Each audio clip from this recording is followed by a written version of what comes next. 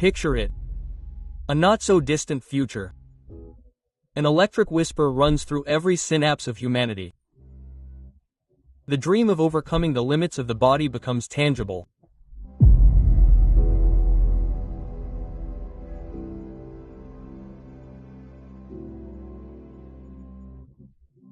For some, a promise of absolute freedom, for others the harbinger of unprecedented inequality.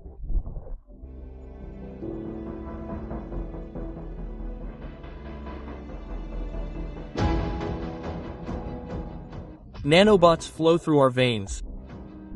Brains connected to artificial neural networks.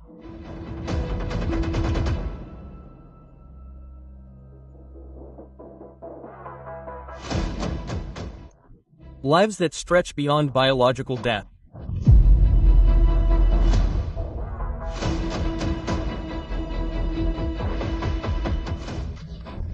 A world where flesh and silicon merge, where consciousness, once fragile, can climb into the cloud to escape oblivion.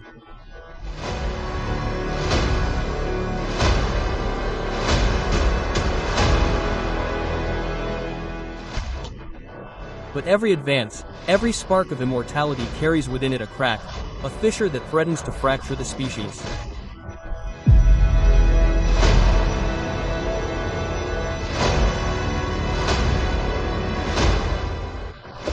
Because when you modify humans, you modify their humanity or destroy it.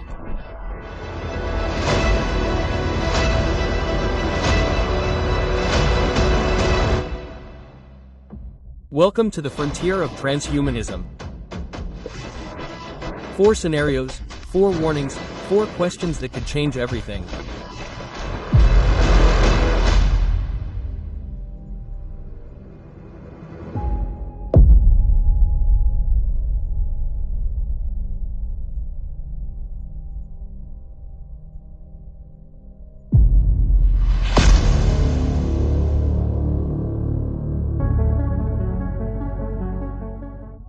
At the dawn of the second half of the 21st century, the city breathes through millions of invisible cables. The most prosperous districts shine with neon advertising signs that sell not clothes or cars, but skills.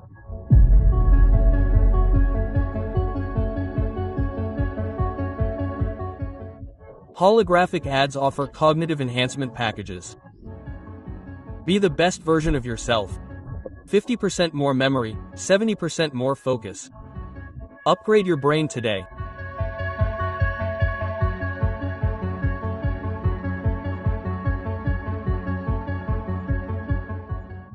In one of those glass towers, an executive wakes up at 4 in the morning. She doesn't need coffee or a cold shower.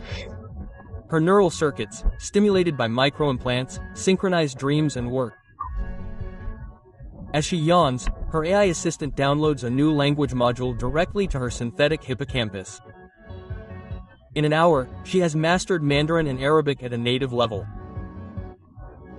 For her, time is malleable, the mind infinite.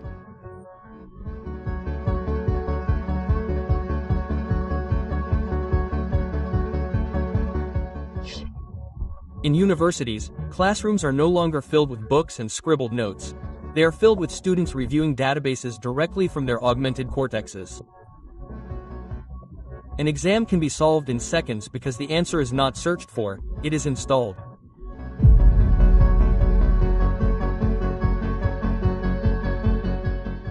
But not everyone can afford to subscribe to this neural privilege. In the lower streets, the landscape is fragmented.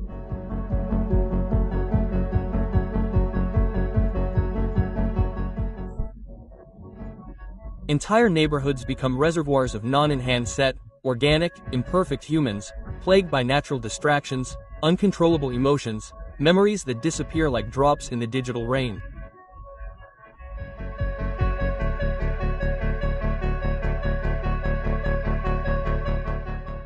Some resist with pride. The organic is the real thing. They paint on peeling walls.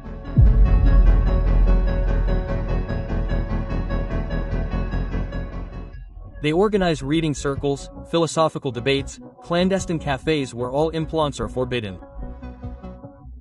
They call themselves the neutrals, but the divide is relentless.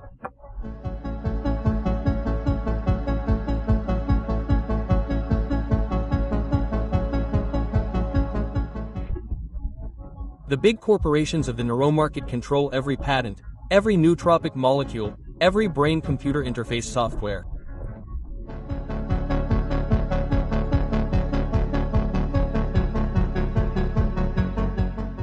Free education is no longer enough when the other part of the population upgrades every month.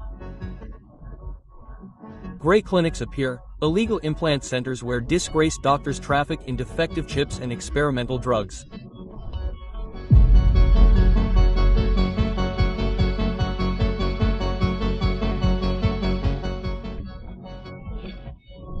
Some emerge with real improvements, others lose their memories or become cyber zombies with corrupted downloads that devour their synapses like hungry viruses.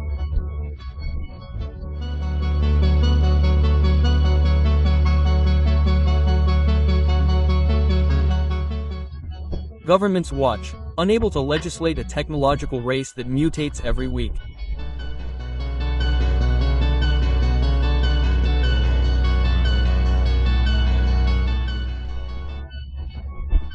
Proposals for neural quotas and laws to limit the number of enhancements per individual emerge, but the elites block them, arguing that innovation must not be slowed.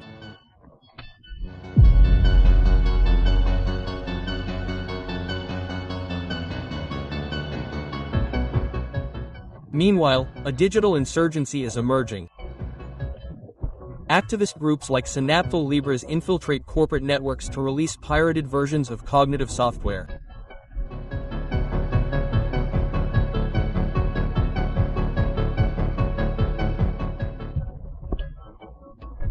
They spread open-source updates to the poor, but each line of code released triggers reprisals, arrests, disappearances, virtual hunts.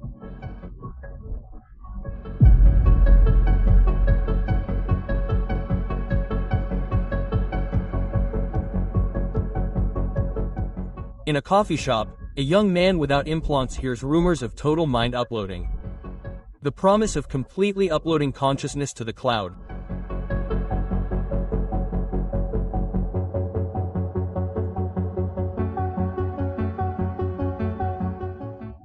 The rich buy fragments of immortality.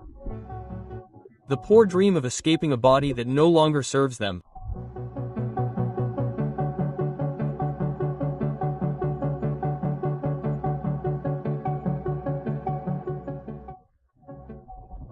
The world is divided between those who modify their minds to dominate reality and those who struggle to keep it intact.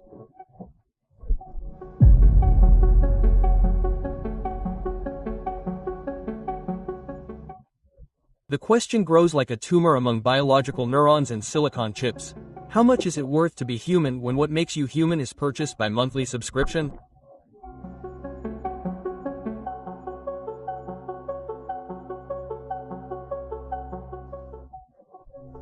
The conflict is only just beginning, and in this war the next frontier will not be flesh, it will be mind.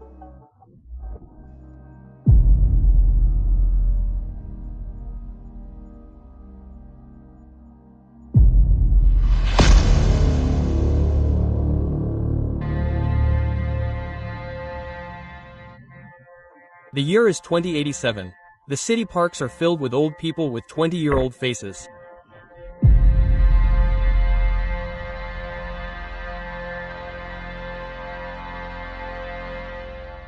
Their eyes, however, betray something impossible to erase. The tired eternity of someone who has seen everyone die except themselves.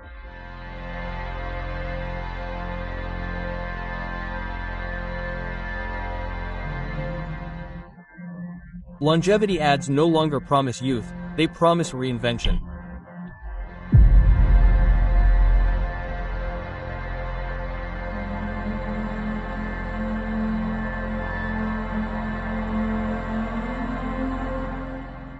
Death is a design flaw, says the slogan of LifeCore, the mega-corporation that dominates the industry. Inside its laboratories, swarms of nanobots move like swarms of microscopic fireflies, repairing corrupt cells, eliminating worn-out telomeres, rewriting the genetic code like a hacker. He does it with an obsolete program.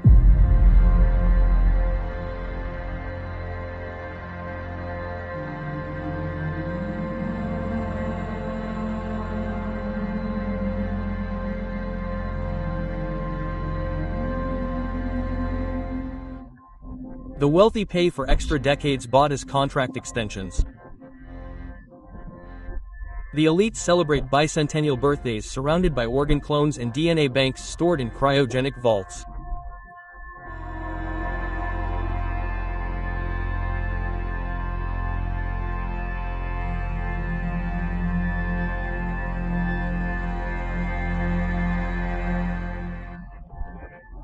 Aging for them is just a memory of the era of perishable flesh, but the Earth, limited and fragile, can no longer bear the burden.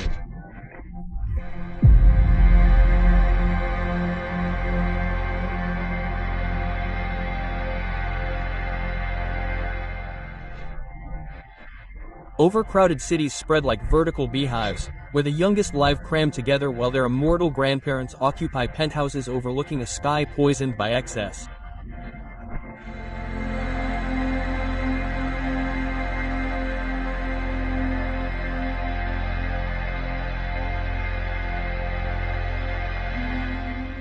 Protests erupt in marginal areas. Die, free up space. They shout banners while a frustrated generation blames the previous one for robbing them of oxygen, resources, and opportunities.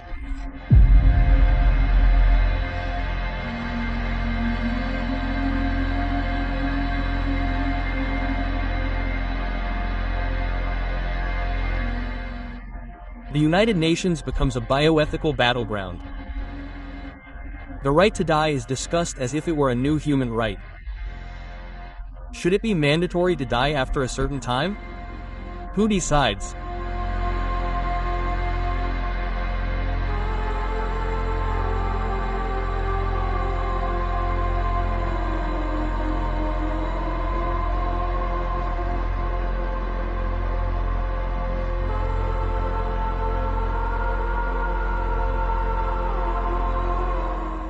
Demographic algorithms calculate the sustainability of the planet like an Excel spreadsheet.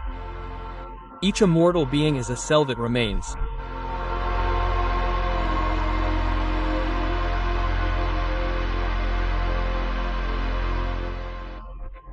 In the most radical layers, movements of neomortals are born, humans who reject artificial prolongation.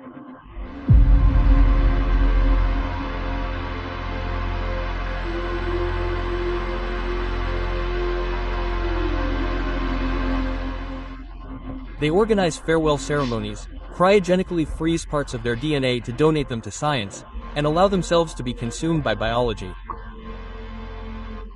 For them, living forever is betraying the cycle.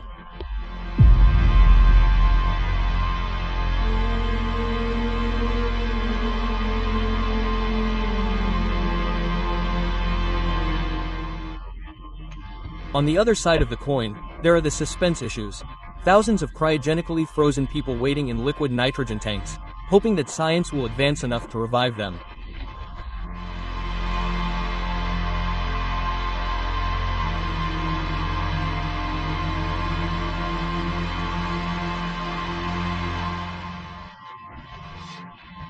While they sleep, they become political commodities.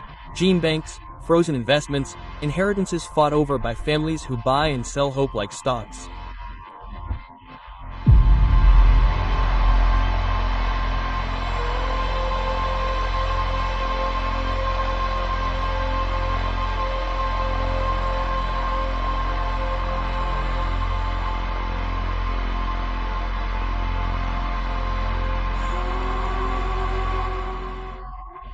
And in the space colonies, orbital habitats designed for long-lived billionaires, the conflict is growing.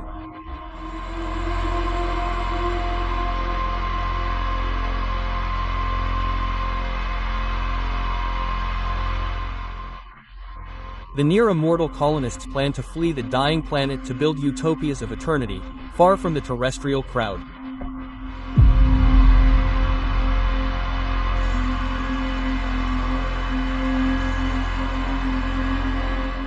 But the paradox is inescapable. As we conquer death, we multiply life until there is no more room.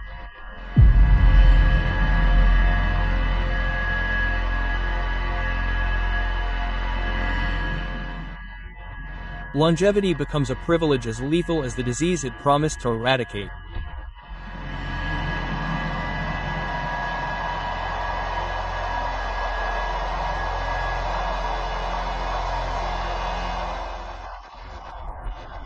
And the question hangs in the air like a frozen whisper among the cryogenic tanks: to live forever or to die so that others may live.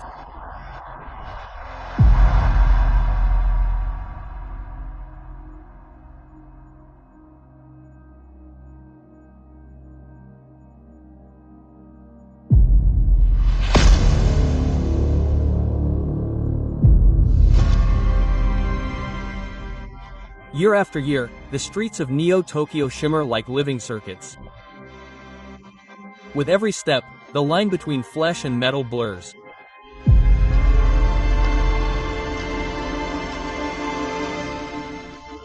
What began as prosthetics for the disabled has evolved into voluntary, aesthetic, and warlike enhancements. A race with no return.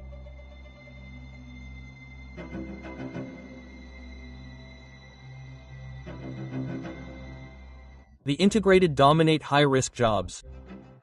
Firefighters with fireproof skin, miners with filtering lungs, soldiers with ballistic implants under their epidermis.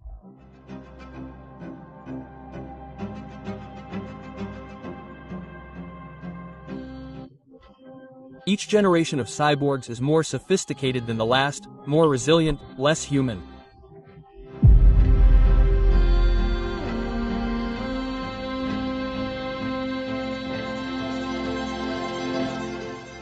The slums are clandestine factories for modifications. Desperate young people sell healthy organs to finance contraband implants. A carbon arm to work 3 times as hard, thermal vision eyes for night patrol, chips that reprogram reflexes.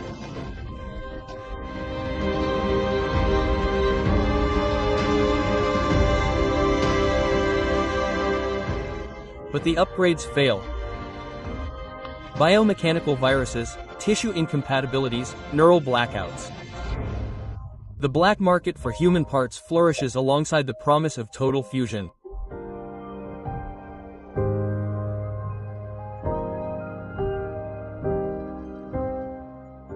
In the megacorporations, the trend becomes more sinister. Employees sign lifetime contracts that include loyalty implants.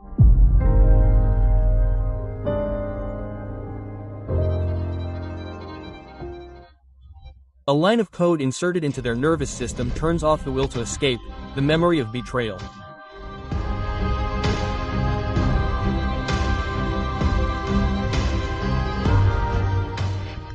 For the AI that oversees them, each human is a biological node in a network of flesh and silicon.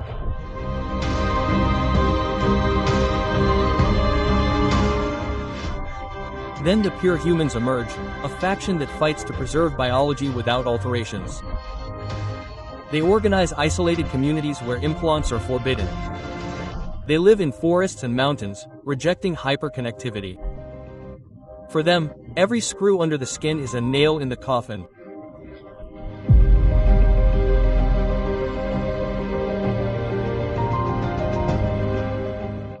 But popular culture loves the integrated.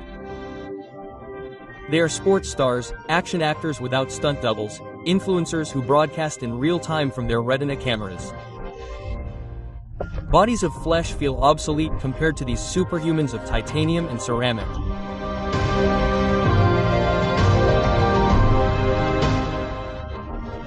Meanwhile, in an underground bunker, a radical faction, the decoupled, seeks total liberation from biology.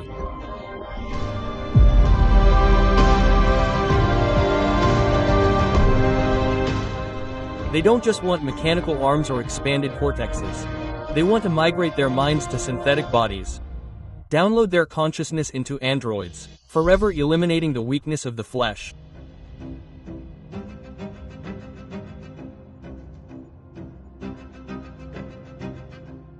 In a workshop lit by red neon lights, a young hacker looks at herself in the mirror.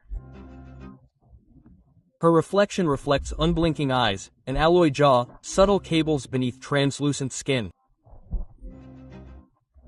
She wonders if she can still dream, or if dreams died when she sold her last natural organ.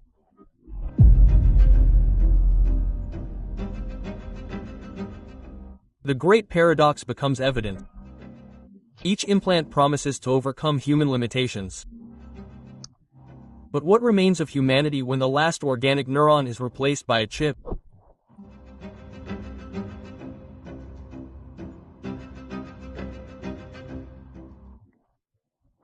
Philosophers become extinct, engineers prosper, and the question, suspended in the penumbra of a cybernetic operating room, beats like a mechanical heart.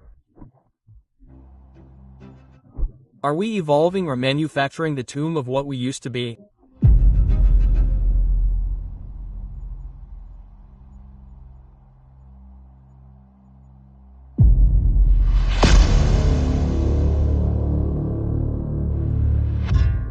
The year is 2150. Humanity is not divided only by money, passports, or language. Now the line that separates one from the other is drawn in DNA and imprinted on every cell.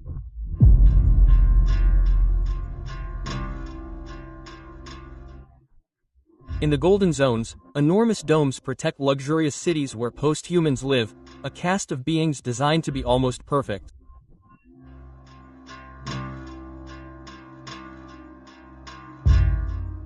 Their skin resists solar radiation. Their immune systems destroy any disease before it can take hold.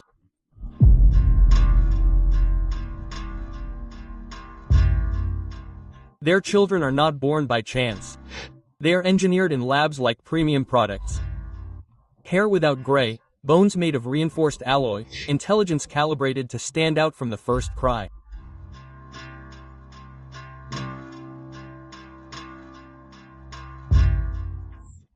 In these elevated districts, each person is a genetic investment. Biotech corporations advertise your lineage as deserving of perfection. Build it today.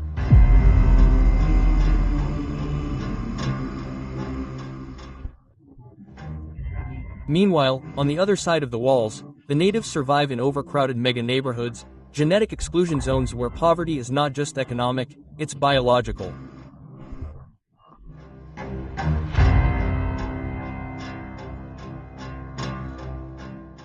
For them, every epidemic is a mortal blow. Cancers, diabetes, mental illnesses, relics of the past for some, unbreakable damnation for others.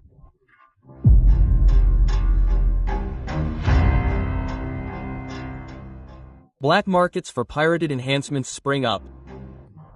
Gangs bio-clone experimental therapies and sell injections of modified DNA in damp, dark alleys.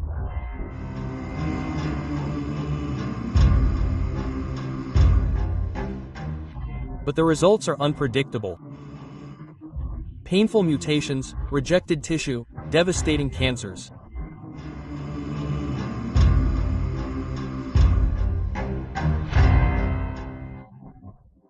The posthumans protect their bubble with private militias, CB-org soldiers, drone swarms, genetic scanners that detect intruders.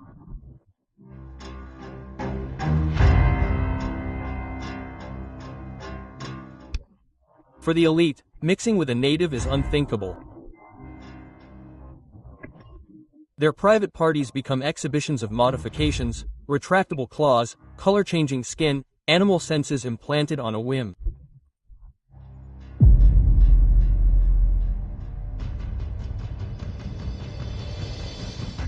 As the divide grows, a spark ignites. Biological egalitarians demand radical redistribution. That all enhancement be socialized. That biotechnology be no longer a privilege.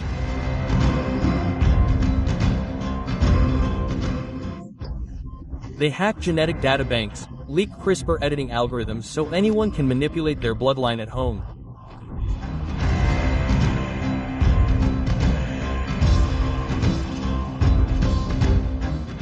Megacorporations respond with force. Mass arrests. Hunt for biohackers. Genetic purity laws to protect the quality of the elite's DNA.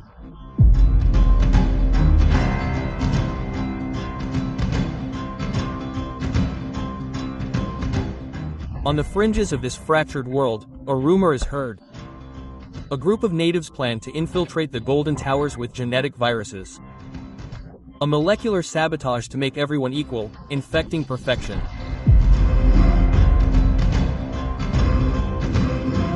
In a dark neighborhood, a mother holds her son, born with a weak heart that will never receive a lab-printed transplant.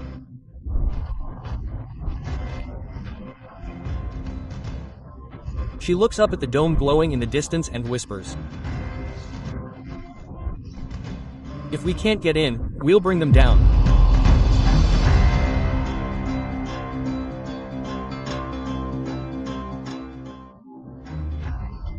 And so, in the age of commodified biology, the ultimate question is no longer whether we can improve upon humanity, but how much it will cost to remain so if you can't afford it.